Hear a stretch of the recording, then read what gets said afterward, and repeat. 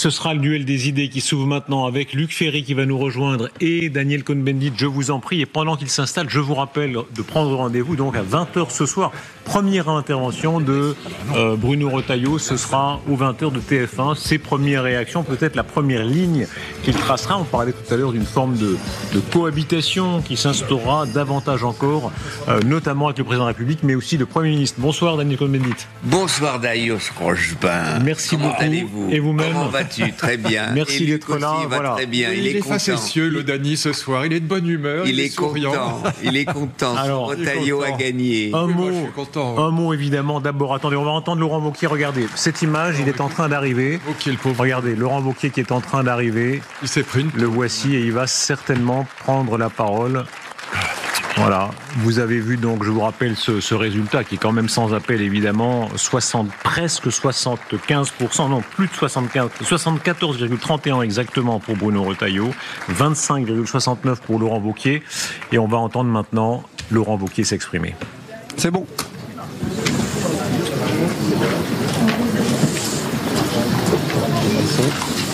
Ce soir, je pense d'abord aux adhérents de notre famille politique.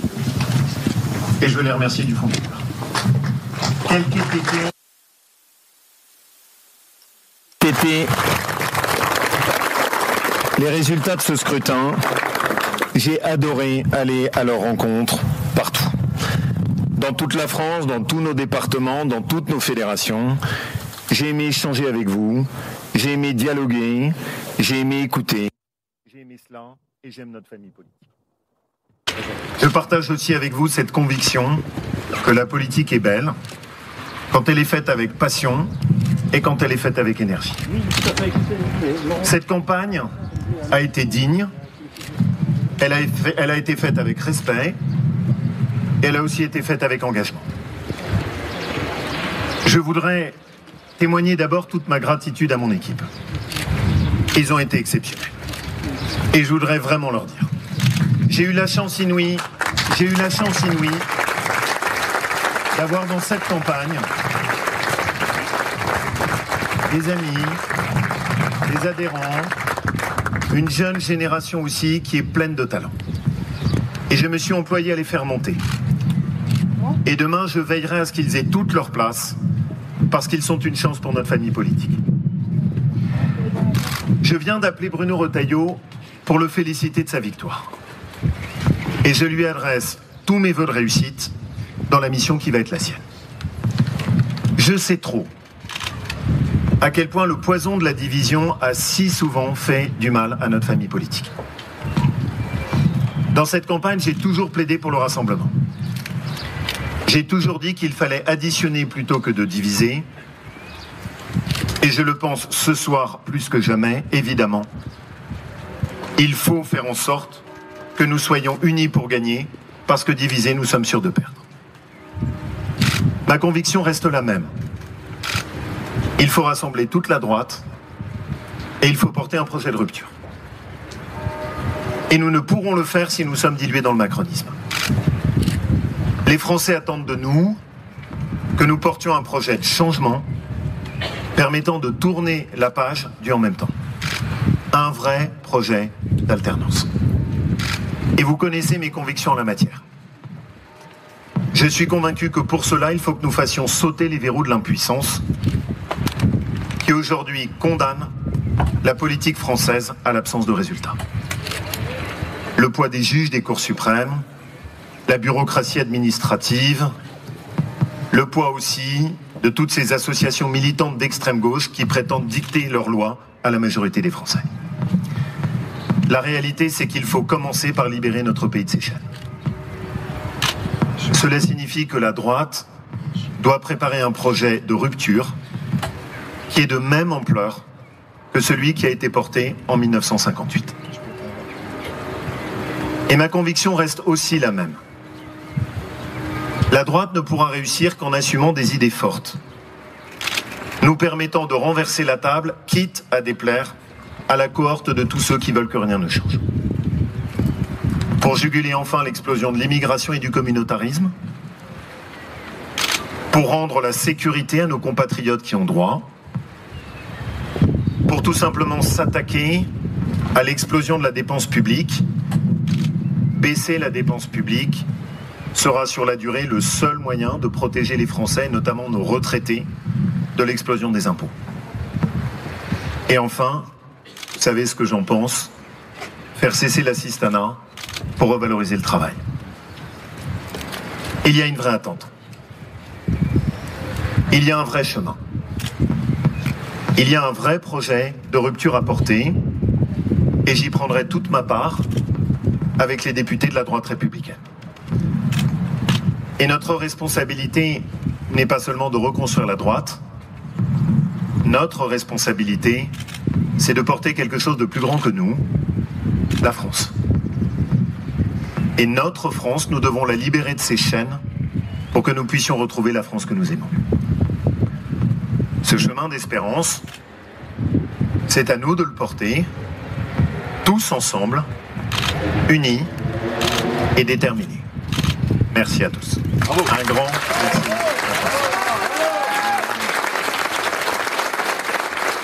Merci à tous. Et voilà cette intervention de Laurent Wauquiez, donc perdant de cette élection à la tête des Républicains avec 25%, un peu plus que 25%, alors que Bruno Retailleau a presque trois quarts des bulletins de vote des adhérents du Parti républicain. D'abord un mot sur Retailleau, sur le phénomène Retailleau, cet homme entré au gouvernement qui est devenu en quelques mois un homme fort. On parlait tout à l'heure d'une puissance même de cohabitation avec Emmanuel Macron et avec le Premier ministre. Pourquoi moi ? Parce que c'est vous êtes le LR des Républicains. C'est votre famille, mon cher. Voilà. Écoutez, je pense que la grande erreur de Wauquiez et le grand succès de Retailleau, je le dis depuis le début, c'est d'être allé au gouvernement et de ne pas y être allé. Wauquiez a eu tort de ne pas aller au gouvernement. À partir du moment où Emmanuel Macron n'avait pas la majorité absolue à l'Assemblée, il fallait que les LR y aillent. Ils auraient même dû et pu avoir un Premier ministre LR qui fasse pas un budget LFIS comme l'a fait Barnier. Alors, ça, immense erreur. Bon. Et donc, il fallait y aller. Il fallait absolument y aller. Et c'est ça qui a permis à Retailleau de faire passer ses idées et de faire comprendre que s'il n'arrivait pas à faire passer toutes ses idées, ce que le Rassemblement national ne cesse de lui reprocher, c'est qu'il n'est pas président de la République. Alors, le problème, pour aller plus loin et tracer tout de suite les difficultés qui viennent, c'est que pour l'instant, ils sont pas au deuxième tour, ni l'un ni l'autre, ni Retailleau, ni a fortiori Wauquiez. Ils sont à 10-12%, donc ils sont pas au deuxième tour. Donc pour l'instant, s'il y avait un deuxième tour aujourd'hui, ce serait le Rassemblement national d'un côté, Édouard Philippe de l'autre. Donc s'ils veulent aller au deuxième tour, il faut changer vraiment de logiciel. Comme on dit maintenant, il y a deux choses à faire pour Retailleau. Un, muscler considérablement le programme économique, s'adresser aux chefs d'entreprise qui sont pour l'instant tous déçus de Macron, et deuxièmement, avoir un grand dessein. Et moi, si j'étais à sa place, puisqu'il est catholique, je relirai très attentivement Rerum Novarum, donc l'encyclique de Léon XIII, critique du capitalisme, mais aussi critique du communisme. Mais il faut la séculariser. Il faut un grand dessein. Sans grand dessein, il n'y arrivera pas. Le grand dessein, ça peut pas être le catholicisme. Il faut séculariser. Voilà. Et puis s'adresser aux chefs d'entreprise. Voilà. Moi, je pense que c'est ça son programme. Mais encore une fois, pour l'instant, il faut arrêter de dire, je vois ça chez mes amis de droite, ils disent, ça y est, on revit. Non, c'est pas gagné. Pour l'instant, c'est Édouard Philippe, c'est-à-dire le centre mou d'un côté, et de l'autre, la droite dure. Moi, ce que je trouve extraordinaire dans cette intervention de Wauquiez, c'est que il a tout juste, et on comprend pas pourquoi il a perdu. Le type qui prend une claque, partout, oui. Il dit, mais moi je vous avais dit, voilà mon programme, voilà ce qu'il faut faire. Si c'est si évident, il aurait dû faire 90% chez les Républicains. Donc, alors, où on me dit, et je crois que c'est ça la force de Retailleau, peut-être, on le sait, qui n'est pas ma tasse de thé à moi, politiquement, mais c'est que, en fait, Wauquiez, on ne croit pas, et Retailleau a réussi à se donner l'image d'un homme sincère. Il l'est. Peut-être, je ne le connais pas. Donc, j'ai eu un grand débat avec lui sur Notre-Dame-des-Landes. On n'était pas d'accord, mais voilà, Et je crois, si on veut, que c'est idiot ce que dit Wauquiez, et là Luc a raison, l'image de Retailleau s'est faite parce qu'il était Premier ministre et qu'il a réussi, en tant que Premier ministre, à marquer la société ou la droite de la France, disons pour être comme ça. Est-ce que vous croyez au retour de la droite ? On donnait tout à l'heure l'exemple de François Fillon, qui a perdu, mais qui a perdu avec un énorme capital de voix de presque 20%. 20% des Françaises et des Français. Où sont ces chers électeurs ? Le problème, il est... Fillon, à l'époque de Fillon, il n'y avait pas Retailleau et Édouard Philippe. Alors, c'était Macron et lui, mais c'était une autre période. Aujourd'hui, peut-être qu'il faut que la droite dure à la Retailleau ait une telle dynamique qui lamine la droite centriste, si on veut. Voilà, c'est là le grand débat. J'en sais rien. Donc c'est pas le retour de la droite, puisque Édouard Philippe, c'est pas la gauche. Hein ? Donc le problème, c'est quelle droite va s'imposer dans les 2 ans pour ce qui concerne de la droite. Après, on peut parler de la gauche aussi. Il s'est passé pour la droite exactement la même chose que pour la gauche socialiste, social-démocrate. L'échec des partis de gouvernement, l'échec pendant des années, et sur tous les sujets. Bon, immigration, sécurité, mais budget, économie, bon, impôts, l'échec et pouvoir d'achat, l'échec des gouvernements, des partis de gouvernement a été tel que, voilà, l'échec de Sarkozy a été tel, quand le Karcher n'est pas passé, pour dire les choses simplement. L'échec de Nicolas Sarkozy a été tel, l'échec de Hollande a été tel que les gens de droite sont partis, les européistes, disons les jupéistes, si vous voulez, sont partis chez Macron. Tous mes copains pro-européens libéraux sont partis chez Macron, et puis de l'autre côté, ils sont partis chez Le Pen. Voilà. Croyez-vous un phénomène Mélanie ? Je peux livrer un élément de coulisses, donc les deux candidats... Darius, excusez-moi, mais pour que ce soit complet, j'ai pas fini. C'était la même chose à gauche. Ils sont partis, les gens de gauche sont partis soit chez LFI, soit chez Macron. Voilà. Toi, t'es parti chez Macron. Les écologistes sociaux-démocrates sont partis chez Macron. Le problème, c'est qu'on part des fois, mais on reste pas. Oui, mais il en est revenu déjà. Mais plus personne n'est resté. C'est autre chose. Non, parce que plus personne n'est resté. Ça veut dire que... Non, laissons tomber. Restons sur l'événement du jour. Regardez cette structure-là. C'est la structure de déception qui est importante. Oui, voilà. Mais moi, je crois que il faut pas aller trop vite. Je crois qu'en ce moment, il y a des mouvements tectoniques en France, dans la société française, qui peuvent faire évoluer les forces politiques. On ne sait pas comment va se terminer le congrès du PS. Quelle dynamique il va y avoir à gauche. Aujourd'hui, ça paraît impensable que quelqu'un de gauche soit au 2e tour. Imaginons que Dieu parle directement avec Mélenchon et qu'il lui dise « Mon pote, c'est fini. Arrête !» Laisse l'espace. Et alors tout d'un coup, il peut y avoir un candidat social-démocrate de gauche qui puisse faire 23, 24, 25% parce qu'il n'y a pas Mélenchon et qui peut arriver au 2e tour. Je veux dire, c'est le système présidentiel français est quand même très compliqué dans une société française complètement politiquement balkanisée. Croyez-vous à un phénomène à la Mélanie ? Quand avant-hier on a reçu les 2 candidats, c'était jeudi, ici même, et l'un et l'autre assez spontanément parlaient de l'exemple Mélanie, c'est-à-dire une union des droites qui fonctionne en Italie, qui fonctionne avec certains résultats, en tout cas objectifs. Non, mais pour l'instant, le phénomène Mélanie, il est au Rassemblement national. C'est le modèle du Rassemblement national. Alors, soyons très clairs, toute la situation politique actuelle est liée à la déception produite par les partis de gouvernement. Pour l'instant, le modèle Mélanie, il est au Rassemblement national. Le problème de Retailleau, et c'est pour ça que je dis à mes amis LR, arrêtez de dire que ça y est, c'est gagné, on revit, on va être au 2e tour. Pas du tout. Pour l'instant, il n'y a aucune chance. La seule possibilité, c'est en effet l'union des droites. Donc l'union avec le Rassemblement national, faut le dire. Mais l'union avec le Rassemblement national, c'est le seul moyen d'être que la droite soit au 2e tour. Pour l'instant, après, dans 2 ans, ça aura peut-être changé, mais très difficilement. Mais en même temps, pour la droite républicaine chiracienne, c'est perdre son âme. Moralement, c'est pas acceptable. Voilà. Et donc, du coup, la droite républicaine, c'est pour ça que je suis très inquiet pour elle. Soit elle s'allie avec le Rassemblement national. D'abord, elle sera bouffée par lui. Elle sera bouffée par lui. Et ensuite, elle aura, aux yeux des Chiraciens, elle aurait perdu son âme. Il se croit toujours au temps de Sarkozy.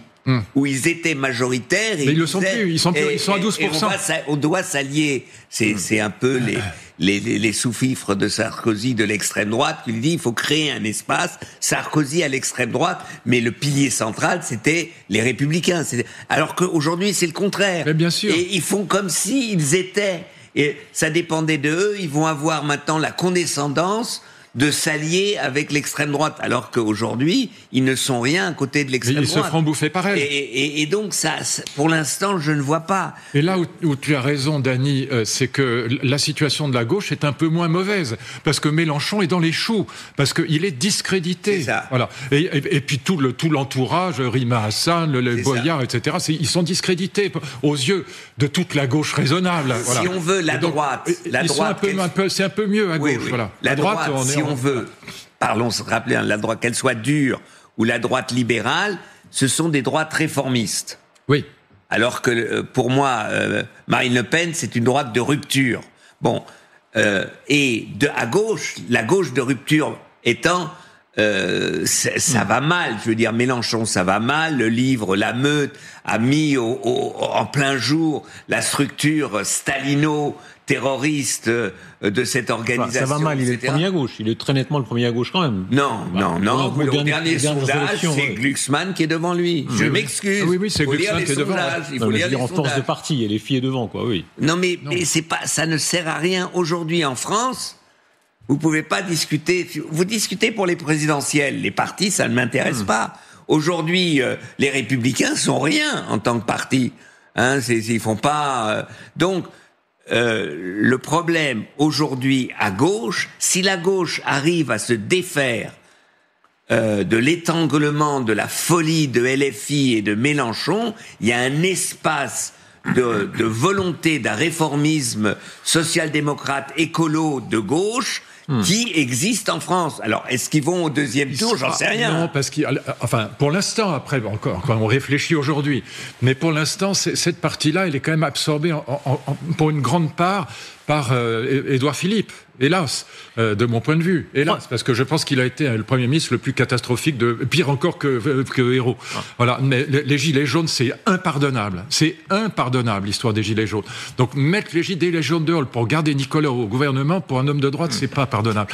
Voilà, donc ce que je dis, c'est que voilà, malgré tout, il est dans les sondages très hauts et il peut absorber cette partie social-démocrate qui ne se reconnaît pas vraiment dans Glucksmann. Dans le dernier Ipsos, il y a quelque chose d'intéressant, puisqu'on parle de Retailleau, c'est que, alors c'est pas un sondage on pouvait avoir plusieurs choix, donc c'est pas à 100%, où Retailleau et Édouard Philippe sont à égalité dans la volonté de voir dans l'espace présidentiel. Mais si vous faites la liste, Attal est à 25, Hollande est à 20, Glucksmann est à 19, voilà. Comment il s'appelle, Mélenchon, j'ai oublié son nom, est à 10. Vous voyez, on commence à l'oublier même. C'est déjà, ça, c'est fantastique. Vous l'aimez pas, Mélenchon, visiblement. Non, ça l'aime pas. Écoutez, je veux pas de Staline à la tête de la France. Je veux pas Marine Le Pen à la tête de la France. C'est Chavez. Et Chavez, d'accord.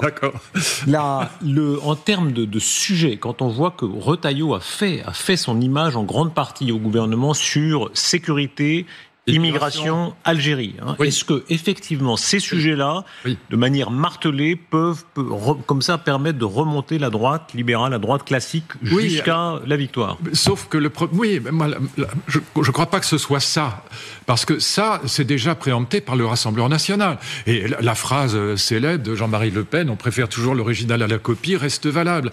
Non, je pense que ce qui change, ce qui est l'avantage de Bruno Retailleau, c'est deux choses. C'est un, qu'il est évidemment sincère et tout le monde le sent, tout le monde le voit parce que c'est pas, ça se voit. Sincèrement se tromper. Non. On peut sincèrement se tromper, absolument. Mais tout à fait, bien sûr. Tu dis trop vite non quand je parle. Non, mais je pensais que tu parlais de nous. On peut sincèrement se tromper sur lui. Toi, tu te trompes jamais. Tu sais bien que je sais tout et que j'ai toujours raison. Donc, okay, allez. Une fois que tu auras accepté ça, tu comprendras mieux ce que je dis. Mais allez, vas-y. Je l'énerve. Non, il y a la sincérité qui est évidemment qui joue. Parce qu'elle est de mon côté. Non, mais la sincérité de Retailleau. Et je sais bien que tu es sincère, hélas. Mais là, je parle de la sincérité de Retailleau. Mais il y a autre chose, c'est que, au fond, pour quelqu'un de droite, et même du Rassemblement national, pour un UMP, qui est comme Mariani, par exemple, qui est passé au Rassemblement national, ou comme Sébastien Chenu, qui vient de l'UMP, qui est passé au Rassemblement national. Pour des gens comme ça, Retailleau est quand même beaucoup plus rassurant que Bardella.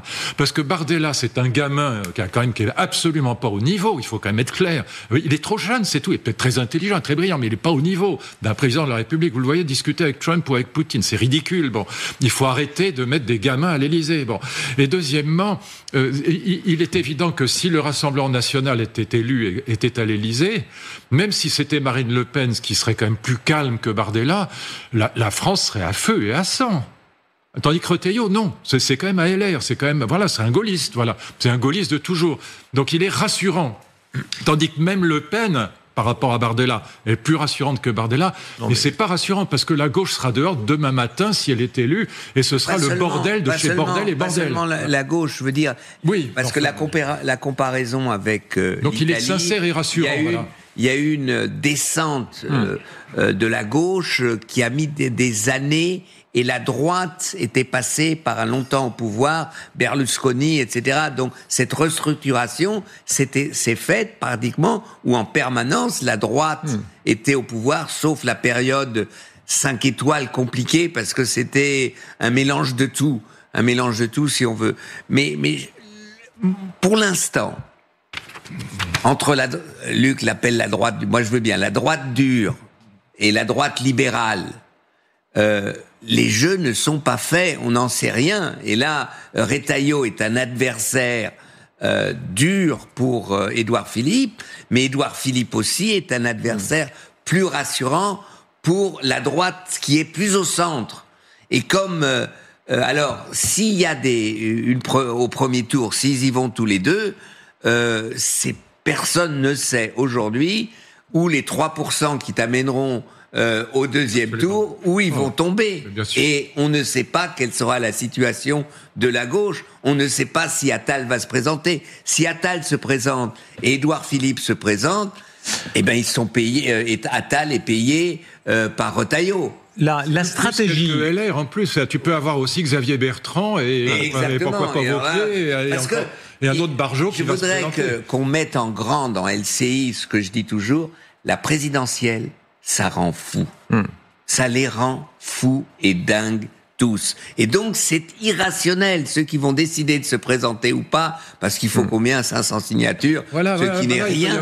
Vous savez ce que disait Mitterrand. Mitterrand disait le plus obscur secrétaire général du club de ping-pong, il est tout aussi fou parce qu'il rêve de prendre la place du président. Les ambitions, qu'on soit tout en haut ou tout en bas, ça rend fou tout le monde. Regardez le nombre de candidats qui se présentent à la présidentielle. La stratégie de Retailleau, est-ce que le fait d'être dedans et dehors, on donnait tout à l'heure la comparaison avec Sarkozy qui a été dans le gouvernement et en même temps opposant à Chirac pendant des mois. Et ça durait, et il a joué de ce levier-là. Est-ce que de la même façon, Retailleau peut être durablement une forme d'opposant poli, vous avez dit courtois. Oui, courtois. Enfin, opposant à Emmanuel Macron, un peu peut-être à François Bayrou, et là, aller de l'avant. Bien sûr.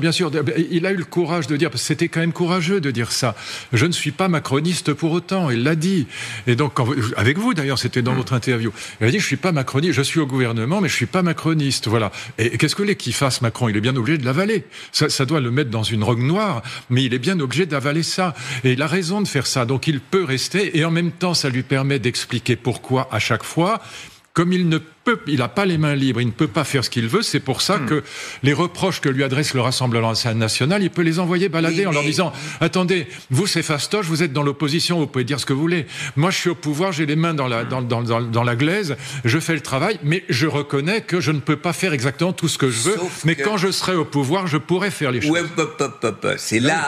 C'est là, il le dit. Oui, mais il peut faire ça, il peut jouer cette carte. Il joue cette carte, sauf que entre la présidentielle et ça, Macron l'a appris à son dépens, on n'a plus automatiquement élu président la majorité absolue. Et comme la France est incapable de changer de système électoral, même Retailleau élu il n'a pas la majorité absolue. Il n'a pas la majorité absolue. Enfin, c'est pas.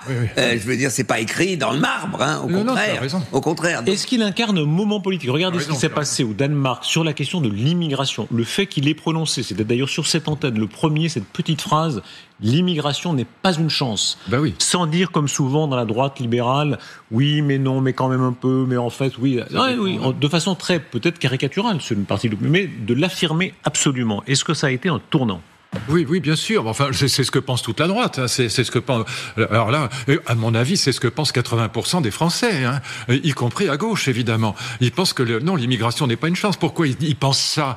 Parce qu'ils pensent évidemment à l'islamisme. C'est pas à peine de tourner autour du pot. C'est la seule question. Si l'immigration était espagnole, italienne et catholique, on dirait merveilleux. Mais on ne pense que à ça. Si vous voulez, ce qui s'est passé, c'est quand même, Charlie Hebdo, le Bataclan, l'affaire les 80 personnes tués à Nice, le père Hamel, les gens ont tous ça en tête et ils se disent, quand on parle d'immigration, pour eux, ça veut dire égal islamisme. Mais reprenez Mélanie, qui elle dit, c'est pas une chance, mais une nécessité. Je cite Mélanie. Oui, mais choisie. Choisie, maintenant il faut choisie, c'est-à-dire, on a besoin de main-d'œuvre, pas seulement qualifiée. Ce n'est pas vrai, pas seulement qualifié, dans l'agriculture, aussi bien en Italie qu'en France. Et c'est ça le débat.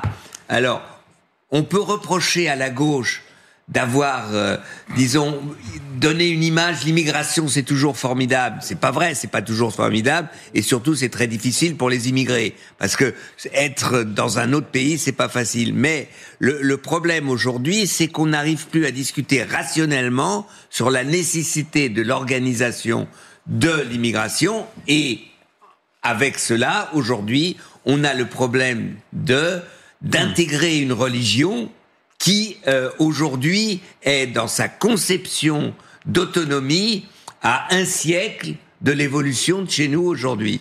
Parce que l'Église catholique était absolument pareille. Vous ne m'avez pas tout à fait répondu sur l'union des droites. Oui ou non, d'après vous, ce qu'on appelle le cordon sanitaire, le Front républicain, etc., va tenir, ou est-ce qu'on va assister à la fin de ça ?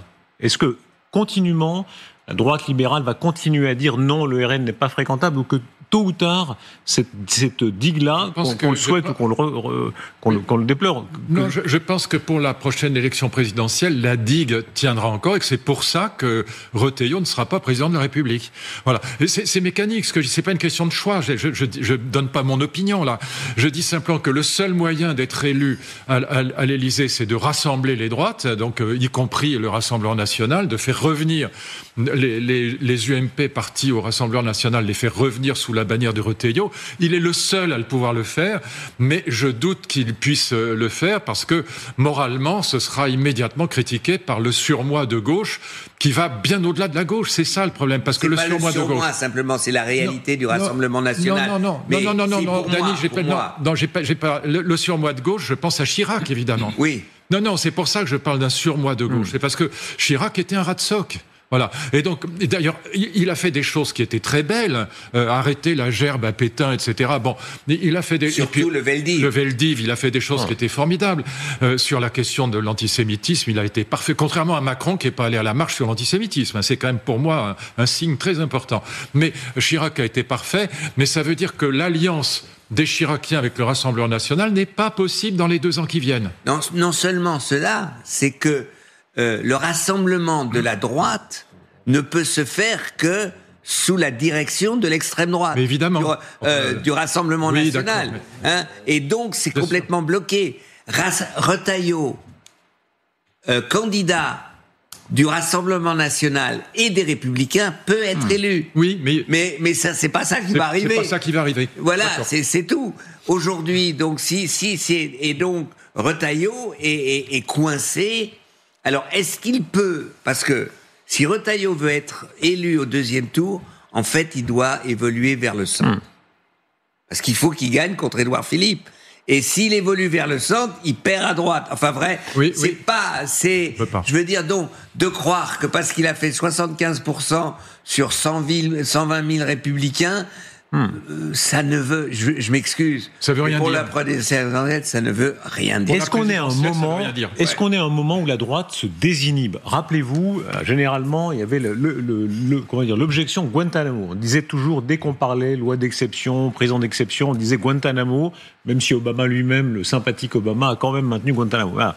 Là, on a Saint-Pierre-et-Miquelon-Vauquier. Et on a maintenant, dans la presse du dimanche, on a le bagne. Regardez la difficulté de Mélanie avec l'Albanie. Le bagne, mais enfin, il le propose au moins. C'est pas fait, mais il le propose. Il le propose. Alors, le bagne à Cayenne, le retour à Cayenne avec toute la symbolique que ça suppose, voilà, le fait. Est-ce que pour vous, c'est un cap? Le fait que M. Darmanin, qui est pourtant très au centre droit, aille à cette proposition-là? Non, Darmanin n'est pas au centre droit, il n'a jamais été, il a toujours été sarkozyste. Et par ailleurs, comme c'est Retailleau qui gagne tout en ce moment, c'est le leader des LR, voilà, d'ailleurs, ça se voit. Mais ça fait un moment depuis qu'il est rentré au gouvernement. Et donc, tout le monde, y compris Édouard Philippe, est en train de faire du Retailleau. D'ailleurs, Wauquiez a fait du Retailleau. Édouard Philippe, maintenant, il vous parle que d'ensauvagement de prison et de museler tout le monde, d'immigration, de sécurité. Alors qu'il nous a foutu la France en l'air pendant 2 ans avec les Gilets jaunes pour garder Nicolas Hulot, ce qui est quand même assez comique. C'est pas vrai. Mais si, c'est totalement vrai. Mais c'est intégralement vrai. Bref, tu as le droit. Mais en plus, c'est la stricte vérité. Non. C'était absolument pour garder Nicolas Hulot. Absolument, c'était la seule raison. Parce que c'était, et je peux le dire pourquoi, parce que moi je le sais, c'était pour passer de 90 à 80 km/h et augmenter le prix des carburants. Et c'était la demande de Nicolas Hulot. Voilà. Et sinon, jamais on serait passé de 90 à 80 à l'heure sur les départementales, ce qui sert absolument à rien. Et jamais on aurait augmenté le prix des carburants, et ça a mis les retraités, les smicards retraités dans la rue. C'est ça, les gilets jaunes. Et ces gens-là avaient raison au début. Après, c'est agrégé un tas de choses. Et donc, voilà, on voit bien à quoi on a affaire. Sur la désinhibition, sur le fait que des solutions, donc maintenant, sur ils le font fait que tous des du Retailleau. solutions Voilà, ils sont longtemps tous en train de courir présentées, derrière. que des solutions longtemps présentées comme extrémistes soient présentées par des gens de droite ou de centre-droit classique. Elles sont extrémistes. Ça ne veut pas dire que les gens de droite ne la reprennent pas. Si la question est-ce que la droite s'extrémise? Oui. Ils ne sont pas désinhibés, ils s'extrémisent. Parce que, et ça c'est le problème des gens comme moi, parce qu'il y a une évolution. Obama l'a fait, c'est pas un facho, par exemple, typiquement, voilà. Non, mais Sarkozy était dans cette ligne-là. Obama, on comprend aujourd'hui, il y avait des tas de choses qui étaient inacceptables. Vous l'avez dit, de garder Guantanamo était inacceptable. Vous ne pouvez pas garder 20 ans, 30 ans des gens sans un procès.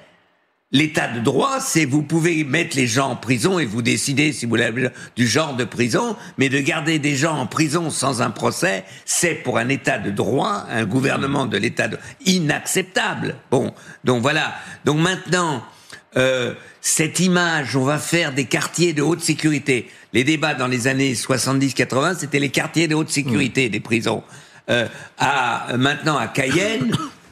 Évidemment qu'en France, si vous dites, vous allez mettre tous les violeurs, tous les chefs des mafias, plus les islamistes à Cayenne, est-ce que vous croyez que quelqu'un en France va dire « Ah non, ceux-là, on veut les garder en Mayenne, on veut les garder je sais pas où ». Non mais, je veux dire, tout ça, ça il a le sens des slogans, Cohn-Bendit. La Mayenne plutôt que Cayenne. Que ces slogans deviennent ceux de LCI, d'ailleurs, il l'a dit tout à l'heure. Non, mais je voudrais dire par là que le problème, le problème de la violence dans la société, elle ne se résout pas comme ça. Donc, on verra, pour l'instant, par exemple, Mélanie et l'Albanie, pour l'instant, ça ne marche pas. Ils sont 300 parce que la droite n'accepte, les juges ne l'acceptent pas, et maintenant ils ont un genre de on va mettre en prison des gens qui sont condamnés, mais ça ne change rien au problème. Pourquoi ils avaient essayé de trouver cette solution? Sur les refoulements méditerranéens, soyons honnêtes, sur les refoulements, là, ils ont des chiffres bien meilleurs que le gouvernement précédent. Mélanie, si, ça marche très bien. Ça marche pas sur l'Albanie, sur les camps en Albanie, mais ça marche très bien sur la réduction de 65% de l'immigration illégale. Parlons-en. Non, juste, je suis d'accord. Ça marche énorme, avec des accords avec la Tunisie et avec la Libye. Oui. Mais regardez ce qui se passe en Tunisie, en Libye. Et on perd son âme. Peut-être qu'il faut perdre son âme, mais disons-le. Ça, c'est leur problème, c'est pas celui d'Italie. Avec la Tunisie et la manière du refoulement, et avec le refoulement en Libye, c'est pas seulement le refoulement en Libye, c'est le viol, de femmes et d'hommes et d'enfants organisés, c'est des gangs. Et ça, on a fait des accords, on s'en fout. Comment vous faites du moment qu'ils ne viennent pas chez nous ?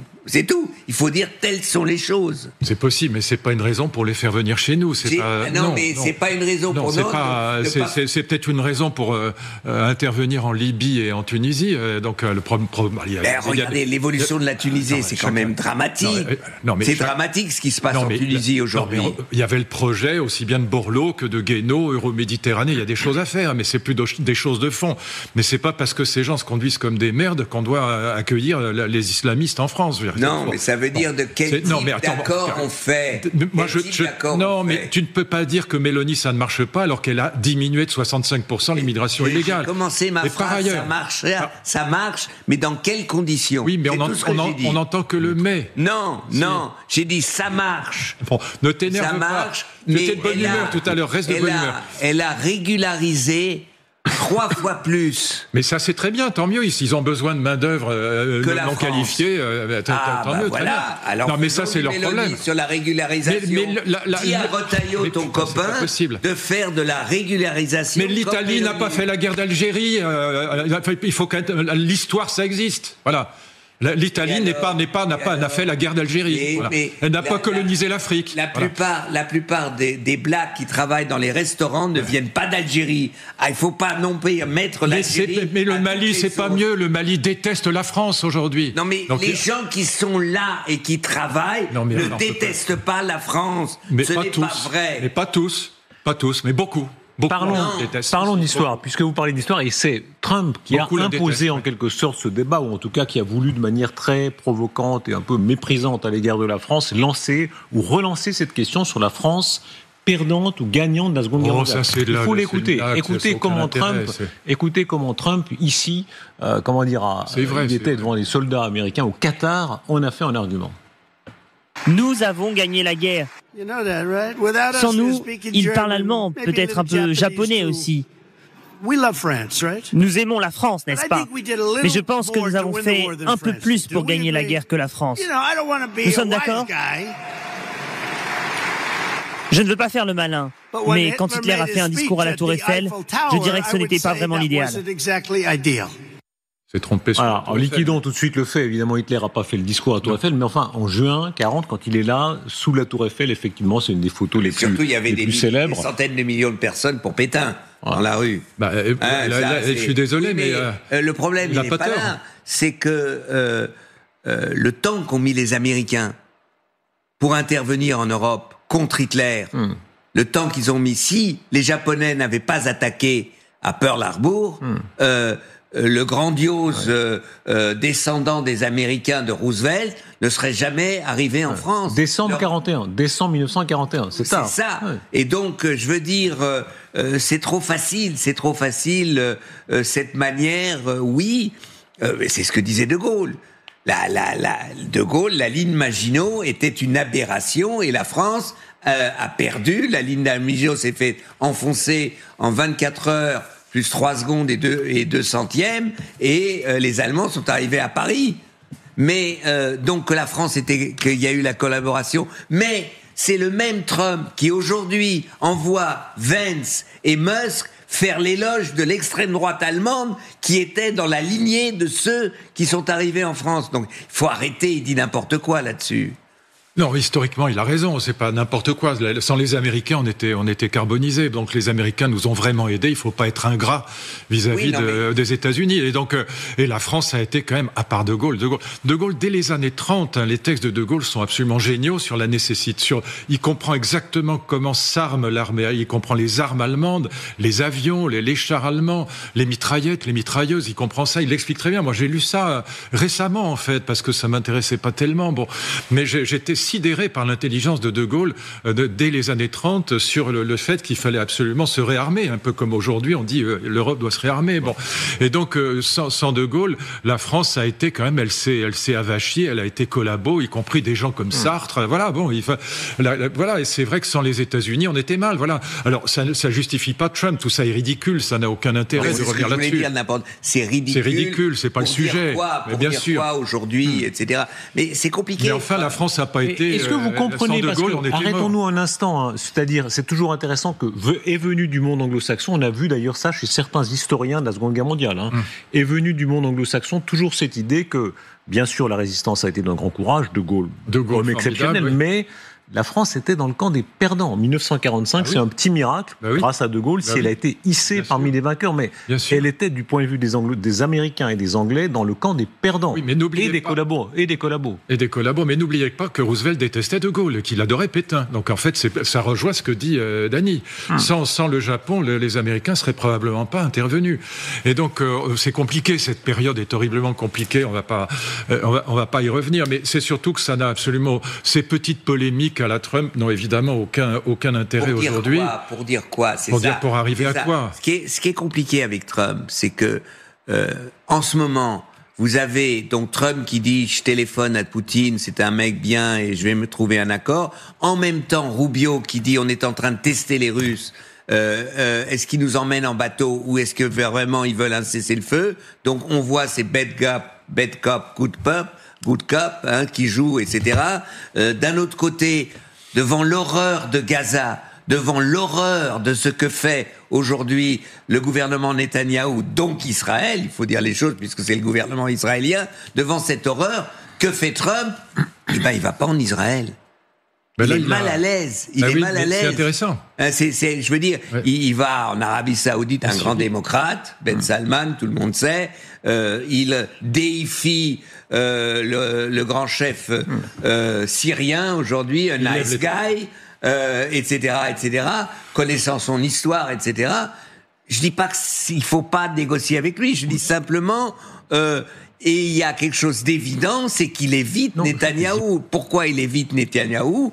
Parce que Gaza est une horreur et que aussi bien la diaspora juive que Israël vont payer très cher ce que fait le gouvernement israélien. Votre regard là-dessus, ce que vous amenez est très intéressant. Quand on voit les images de Trump en Arabie Saoudite, au Qatar, on voit à quel point c'est son monde. En Syrie aussi, effectivement.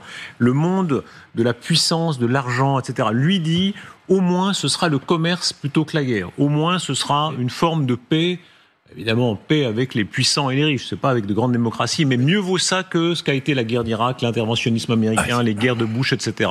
Quelle est la part de vérité selon vous? Oui, il raisonne comme ça. Là, il raisonne en libéral. On en parlait l'autre jour ensemble. D'ailleurs, le commerce, ça peut être aussi bien le commerce au sens matériel que le commerce au sens des relations humaines. Et il pense comme un libéral qu'en ayant des relations commerciales avec ces gens-là, y compris avec des dictateurs atroces, comme MBS, il aura la possibilité d'améliorer les choses. Mais qu'est-ce qu'il y a derrière? N'oubliez pas, Darius, Dany le sait évidemment aussi, c'est que derrière, c'est quand même lui l'auteur des accords d'Abraham. Et il est en train de penser que ce que Netanyahou fait à Gaza est immonde et que ça va bousiller la vie des Juifs dans le monde entier parce que la haine d'Israël va se répandre dans toute la diaspora, bien au-delà du monde arabo-musulman. Moi, je recevais chez moi une dame, je la cite parce que ça m'a beaucoup frappé, qui est franco-israélienne, et qui était en Israël le 7 octobre, et qui a vécu ça de très très près, qui a été complètement traumatisée par ça, et elle me disait, mais le 8 octobre, Netanyahou aurait dû être en cour martiale. Voilà, parce que il a laissé ça se faire, et peut-être même qu'il était d'accord avec ce qui se faisait, parce que ça lui permet après d'annexer Gaza, voilà, c'est ça, et de s'opposer à l'idée de deux États. Il y a des franco-israéliens qui pensent comme ça. Regardez ce que pensent Delvin Orfiler ou Anne Sinclair, on va pas dire que ce sont des antisémites. Voilà. Donc il y a un vrai problème. Moi, je porte pas de jugement là-dessus. Je dis simplement que ce qui est en train de se passer va être une catastrophe pour les Juifs du monde entier. Moi, je porte un jugement.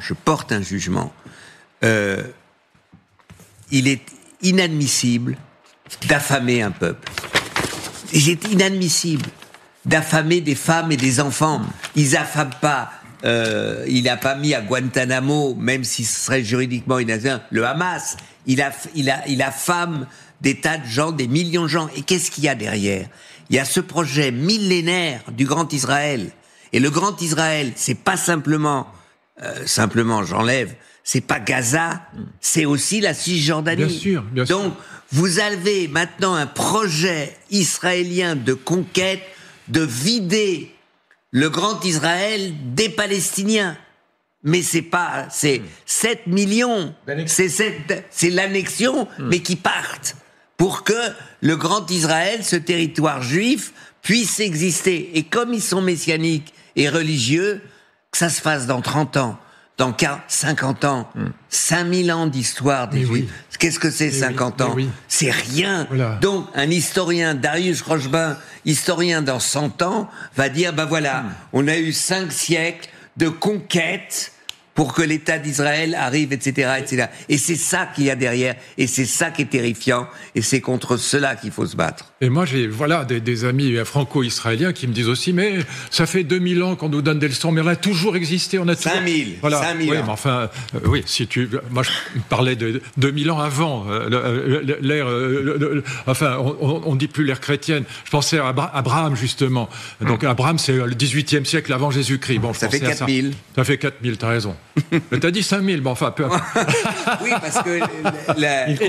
Il compte large. Anyway, et mes amis ne comprennent pas que la technologie moderne et la folie d'une partie des mollahs et du Hamas, qui sont des kamikazes, qui sont, un jour ou l'autre, il y aura une dirty bomb, une saloperie dans Israël. Mais Luc Ferry, pardon, et là, je crois vraiment que Trump essaie de préparer quelque chose qui soit une alternative possible à cette saloperie. Croyez-vous qu'il y a dans certains esprits israéliens l'idée un peu cynique qu'il y a une occasion historique à prendre ? Ça remonte à Dieu. Il faut rappeler que il n'y a pas que Netanyahou. Bien avant Netanyahou, évidemment, beaucoup de travaillistes très respectables, etc., israéliens ont chassé des Palestiniens, des Arabes de leur village. Ça remonte déjà depuis les origines. Donc, ce mouvement-là, est-ce qu'ils se disent, une partie d'entre eux, on va saisir Gaza, on va prendre Gaza. C'est ce que dit Elie Barnavi, mais en s'y opposant. Oui, il y a des gens qui résistent à ça. Regardez.